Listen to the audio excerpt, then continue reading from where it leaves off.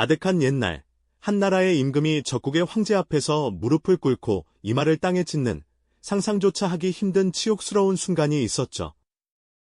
존엄해야 할 조선의 왕이 스스로를 낮춰 머리를 조아리는 모습은 그 자체로 한 국가의 자존심이 땅에 떨어지는 비극적인 장면이었을 겁니다. 과연 조선이라는 나라가 어쩌다 이토록 비참하고 굴욕적인 상황에 내몰리게 되었을까요? 대체 이 모든 비극의 시작점은 어디였을까요? 오늘 우리는 한나라의 운명을 송두리째 뒤흔든 결정들이 어떻게 쌓여갔는지 그 거대한 비극의 전말을 추적해보려 합니다. 단순한 역사적 사실의 나열이 아니라 숨겨진 인과관계와 인간의 욕망, 그리고 시대의 흐름이 어떻게 맞물려 파국을 불렀는지 함께 따라가 보시죠. 이 모든 이야기의 서막은 바로 명분이라는 이름 아래 시작된 비극, 즉 인조반정에서 찾아볼 수 있습니다. 17세기 초, 조선의 임금이었던 광해군은 당시 급변하는 국제정세 속에서 실리적인 판단으로 명나라와 후금 사이에서 균형을 잡으려 애썼습니다. 명나라에 대한 의리를 저버릴 수 없으면서도 빠르게 성장하는 후금과의 충돌을 피하고자 중립적인 외교 정책을 펼쳤던 것이죠. 하지만 이러한 실리 외교는 전통적인 명분론에 갇혀있던 보수 세력, 특히 서인들에게는 도저히 용납할 수 없는 불경한 처사로 비쳤습니다. 그들은 명나라에 대한 의리를 저버린 광해군의 행보를 강력히 비판하며 불만을 키워나갔습니다. 여기에 광해군이 자신의 권력을 강화하는 과정에서 벌인 폐모살제, 즉 어머니를 폐위하고 형제를 죽인 일은 서인들에게 반정을 일으킬 결정적인 명분을 제공했습니다. 임금으로서 차마 저지를 수 없는 불효와 불륜이라는 광해군에게 씌워진 주홍글씨는 반정을 일으키는 가장 강력한 대의명분이 되어주었죠. 어둠이 짙게 깔린 궁궐 안, 숨죽인 그림자들이 비밀리에 움직이기 시작했습니다. 그들은 오랫동안 쌓여온 불만을 터뜨릴 절호의 기회를 엿보고 있었던 겁니다. 마침내 1623년, 서인 세력은 광해군이 폐모살제를 저지르고 명나라에 대한 의리를 저버렸다는 명분을 내세워 거병합니다. 이들은 어둠을 틈타 궁궐을 장악했고 광해군을 폐위시키고 강화도로 유배 보내는 데 성공하죠. 그리고 그 자리에 능양군, 훗날의 인조를 옹립하며 새로운 시대를 열었습니다. 인조가 즉위하던 날, 궁궐은 승리자의 환호성으로 가득했지만 그 이면에는 불안한 그림자가 드리워져 있었을 겁니다. 새로운 인조 정권은 자신들의 정당성을 확보하고 기존의 명분론을 확고히 하기 위해 광해군의 중립외교를 철저히 부정했습니다. 대신 그들은 친명배금, 즉 명나라에 대한 충성을 강화하고 후금을 철저히 배척하는 극단적인 외교 노선을 천명합니다. 이는 단순히 외교 방침의 변화를 넘어 조선의 모든 대외 관계를 송두리째 뒤바꾸는 중대한 선언이었죠. 새로운 조정 대신들은 강경한 목소리로 명나라와의 의리를 외쳤고 후금에 대해서는 일절 타협하지 않겠다는 의지를 보였습니다. 그들의 눈에는 후금이 오랑캐에 불과했으며 명나라만이 진정한 천자의 나라였던 것이죠. 하지만 이러한 극단적인 외교 정책은 당시 동아시아 정세에 대한 현실적인 인식이 부족했다는 비판을 면하기 어려웠습니다. 명나라는 이미 국력이 쇠퇴하고 있었고 후금은 만주를 통일하며 강력한 국가로 성장하고 있었습니다. 과연 조선은 이러한 국제 정세의 흐름을 제대로 읽고 있었던 것일까요? 명분이라는 강력한 깃발 아래 시작된 인조 정권의 친명배금 정책은 앞으로 조선에 어떤 파국을 가져올지 그 누구도 예측하기 어려운 불안한 미래를 예고하고 있었습니다. 이 새로운 외교 노선이 조선을 미증유의 위기로 몰아넣을 첫 번째 씨앗이 될 줄은 그들은 미처 알지 못했겠죠. 명분이라는 강력한 깃발 아래 시작된 인조 정권의 친명배금 정책은 앞으로 조선에 어떤 파국을 가져올지 그 누구도 예측하기 어려운 불안한 미래를 예고하고 있었습니다. 이 새로운 외교 노선이 조선을 미증유의 위기로 몰아넣을 첫 번째 씨앗이 될 줄은 그들은 미처 알지 못했겠죠. 조선의 조정은 이미 정묘호란을 겪었음에도 불구하고 여전히 명나라에 대한 의리를 저버릴 수 없다는 신념에 사로잡혀 있었죠. 그들은 후금과의 지난 협약을 일시적인 타협으로만 여겼을 뿐 급변하는 국제정세에 발맞춰 외교 노선을 근본적으로 전환할 생각은 추호도 하지 않았습니다. 오히려 저들을 오랑캐라 칭하며 멸시했고 청과의 화친을 주장하는 목소리는 척화를 외치는 강경파에 의해 철저히 묵살당했습니다. 조정은 명분이라는 거대한 벽에 갇혀 현실을 직시하려는 노력을 외면하고 있었던 것입니다. 하지만 대륙의 정세는 조선의 명분에 맞춰 느릿하게 움직여주지 않았습니다. 만주를 통일한 후금은 마침내 1636년 국호를 청으로 바꾸고 황제라 칭하며 그 압도적인 위용을 만천하에 과시합니다.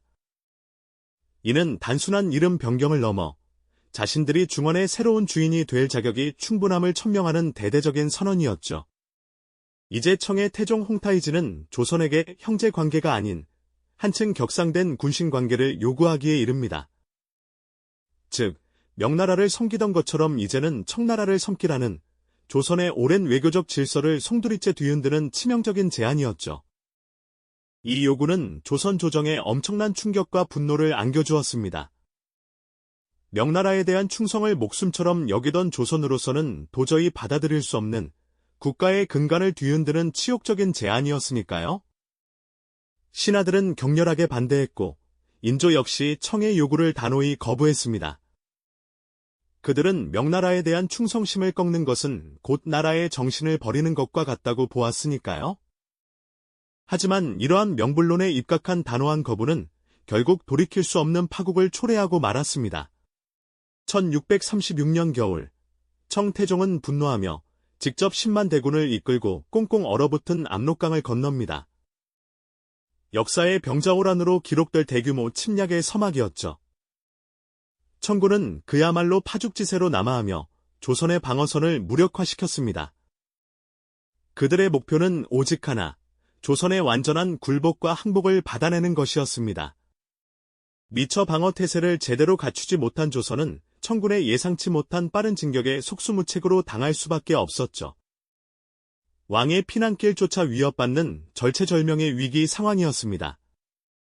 급박한 상황 속에서 인조는 수도 한성을 버리고 남한산성으로 피신합니다.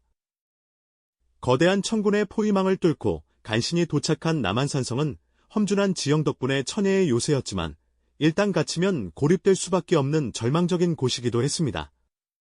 왕과 백성, 그리고 수많은 병사는 매서운 겨울 추위와 굶주림 속에서 언제 끝날지 모를 절망적인 항전을 이어갔습니다. 식량은 바닥을 드러냈고 동상과 전염병이 창궐하며 병사들의 사기는 땅에 떨어졌습니다. 외부의 지원마저 청군에 의해 번번이 좌절되면서 남한산성 안의 사람들은 점차 희망의 끈을 놓아갈 수밖에 없었습니다. 결국 더 이상 버틸 수 있는 한계를 넘어선 상황에서 인조는 피눈물을 머금고 항복을 결정합니다. 1637년 1월, 인조는 남한산성의 눈 덮인 길을 내려와 삼전도로 향했습니다. 그곳에는 위압적인 모습의 청태종 홍타이지가 수많은 병사들을 거느리고 위풍당당하게 기다리고 있었죠. 인조는 그 앞에서 무릎을 꿇고 3번 절하고 9번 머리를 조아리는 이른바 309고두의 치욕적인 항복의식을 치러야 했습니다. 한 나라의 국왕이 적국의 황제 앞에서 이토록 굴욕적인 모습을 보이는 것은 조선 역사상 전례 없는 뼈아픈 비극이었습니다. 이 장면은 조선의 자주성이 무너지고 민족의 자존심이 짓밟힌 영원히 잊을 수 없는 상처로 기록되었죠. 병자호란은 조선 사회에 헤아릴 수 없는 상처를 남겼습니다. 수많은 백성이 청군에게 끌려가 노예가 되거나 고향으로 돌아와서도 환양녀, 나는 낙인 아래 이중의 고통을 겪어야 했습니다. 국토는 황폐해졌고 경제는 피폐해졌으며 백성들의 삶은 나락으로 떨어졌습니다. 무엇보다도 임금의 굴욕적인 항복은 조선인의 정신세계에 깊은 트라우마를 안겨주었습니다. 한 나라의 자존심이 송두리째 무너져 내린 순간이었으니까요. 이러한 치욕을 씻기 위해 조선에서는 북벌론이 강하게 대두됩니다. 청나라를 정벌하여 복수하고 명나라의 은혜를 갚자는 주장이었죠. 하지만 이는 현실적인 국력과 냉정한 국제 정세를 제대로 파악하지 못한 채 상처받은 자존심을 회복하려는 허상에 가까웠습니다. 조선은 북벌을 외치면서도 정작 내부의 개혁이나 실리적인 외교 정책을 모색하기보다는 과거의 명분에 갇혀 현실을 외면하는 우를 범하게 됩니다. 병자호란의 스디슨 아픔은 그렇게 끝나지 않고 조선의 미래에 어두운 그림자를 드리웠던 것이죠. 그렇다면 이 모든 비극의 정점은 과연 어디였을까요? 조선이라는 나라가 겪었던 그 치욕의 순간, 바로 인조 임금이 청태종 앞에 무릎을 꿇고 머리를 조아렸던 삼전도의 굴욕이 아닐까 싶습니다.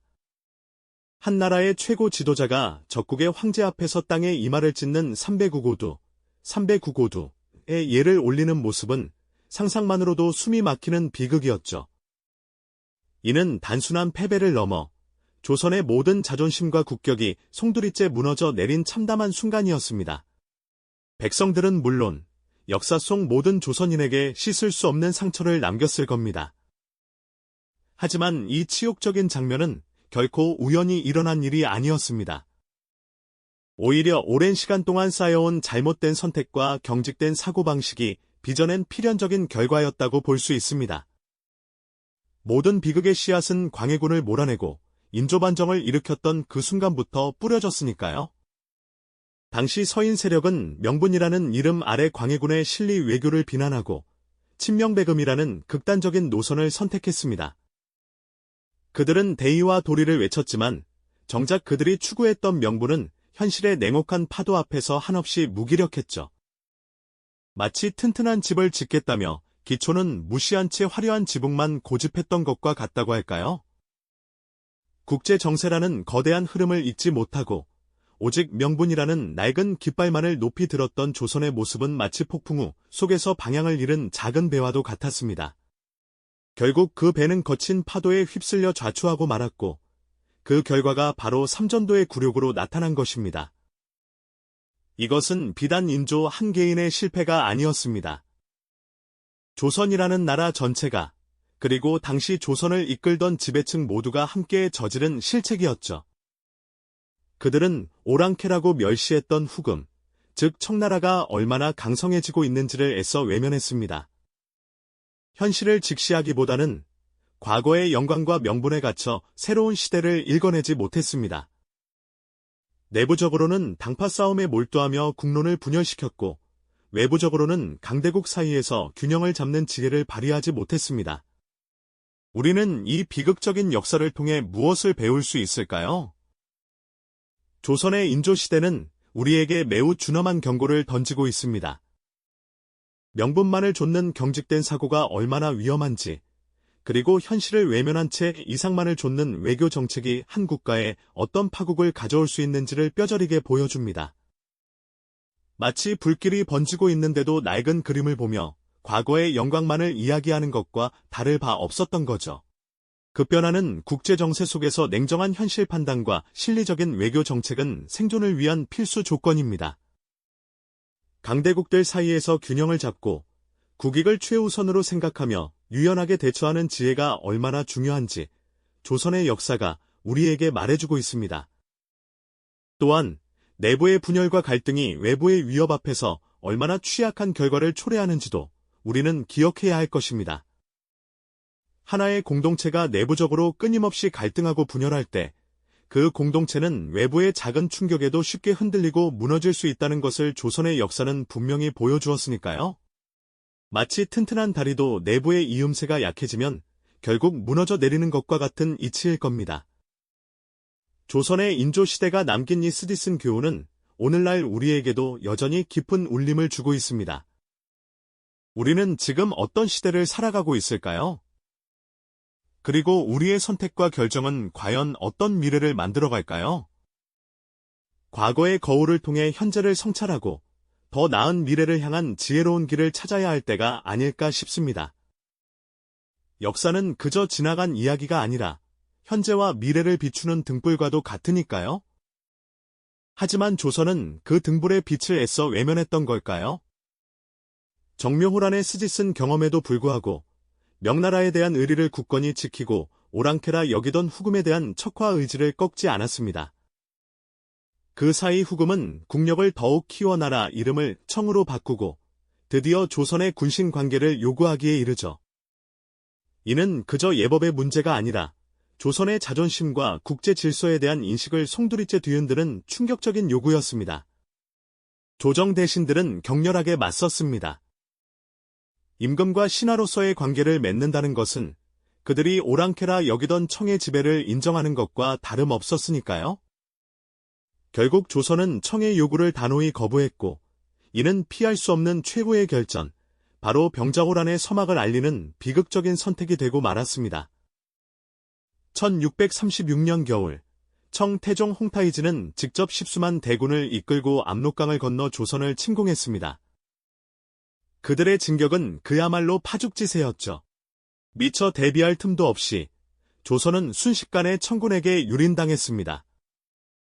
북쪽에서부터 불어닥친 전란의 소용돌이는 삽시간에 한양 코앞까지 밀려왔고, 인조는 급히 종묘사직을 받들고 남한산성으로 피신하는 길을 택할 수밖에 없었습니다. 매서운 눈보라가 휘몰아치는 혹독한 겨울, 남한산성은 압도적인 적의 침공 앞에 고립된 채 절망적인 항전을 이어갔습니다. 성 안팎으로 병사들과 백성들은 추위와 굶주림에 시달렸고, 하루하루가 죽음의 문턱을 넘나드는 고통의 연속이었죠. 왕의 피난길은 험난했고, 남한산성에 고립된 시간은 더욱 처절했습니다. 외부의 지원은 끊겼고, 식량과 물자는 바닥을 드러냈습니다. 더 이상 버틸 수 없다는 절박한 현실 앞에서 인조와 조선 조정은 결국 고통스러운 결정을 내릴 수밖에 없었습니다. 명분을 줬던 강경한 의지는 현실의 벽 앞에서 무너져 내렸고, 이윽고 조선 역사상 가장 치욕적인 순간이 찾아오고 말았죠. 바로 삼전도의 굴욕이었습니다. 1637년 1월, 인조는 삼전도에서 청태종 홍타이지 앞에 무릎을 꿇고 머리를 3번 조아리며 9번 땅에 찢는 이른바 309고두례를 행했습니다. 국왕의 굴욕은 곧 한 나라의 자존심이 땅에 떨어지는 비통한 순간이었습니다. 백성들은 이 장면을 보며 충격과 비탄에 잠겼고, 그들의 마음속에는 깊은 상처가 새겨졌을 겁니다. 전쟁이 끝난 후 조선 사회에 남겨진 후유증은 실로 엄청났습니다. 수많은 백성들이 청군에게 끌려가 노예가 되었고, 폐허가 된 마을과 가족을 잃은 슬픔은 온 나라를 뒤덮었습니다. 특히 청으로 끌려갔다 돌아온 여성들, 이른바 환양녀들은 고향에서도 냉대받으며 이중의 고통을 겪어야 했죠. 병자호란은 조선의 인적, 물적 피해를 넘어 심리적인 상흔까지 깊이 새겨 넣었습니다. 이러한 비극적인 현실 속에서도 조선은 다시금 명불론에 갇히게 됩니다. 현실적인 국력 신장과 외교 전략 대신 오로지 청을 정벌하자는 북벌론만이 허상처럼 떠돌았을 뿐입니다. 이는 현실을 외면한 채 복수심과 명분만을 좇는 또 다른 형태의 경직된 사고가 아니었을까요? 병자호란은 단순한 외세의 침략이 아니라 내부의 명분 싸움으로 시작된 권력 교체가 어떻게 한 나라를 미증유의 위기와 치욕으로 이끌 수 있는지를 보여주는 비극적인 교훈이었습니다. 국왕의 개인적인 굴욕을 넘어 한 나라의 자주성과 자존심이 무너지는 그 비극적인 정점은 우리에게 뼈아픈 질문을 던집니다. 과연 명분만을 좇는 경직된 사고와 현실을 외면한 외교 정책이 한 국가에 어떤 파국을 가져올 수 있는지를요. 급변하는 국제정세 속에서 현실을 직시하고 실리적인 판단을 내리는 것의 중요성은 아무리 강조해도 지나치지 않을 겁니다. 내부의 분열과 갈등이 외부 위협에 얼마나 취약해질 수 있는지를 조선의 역사가 여실히 보여주고 있으니까요. 조선의 인조시대가 남긴 스티슨 교훈은 오늘날 우리의 선택과 결정에 어떤 울림을 주고 있을까요? 우리는 과연 역사의 등불 앞에서 어떤 길을 선택해야 할지 깊이 성찰해야 할 때가 아닐까 싶습니다. 이 영상이 도움이 되셨다면 좋아요와 구독 부탁드립니다. 여러분의 응원이 제게 큰 힘이 됩니다. 다음 영상에서도 더 유용한 정보를 공유하겠습니다. 감사합니다.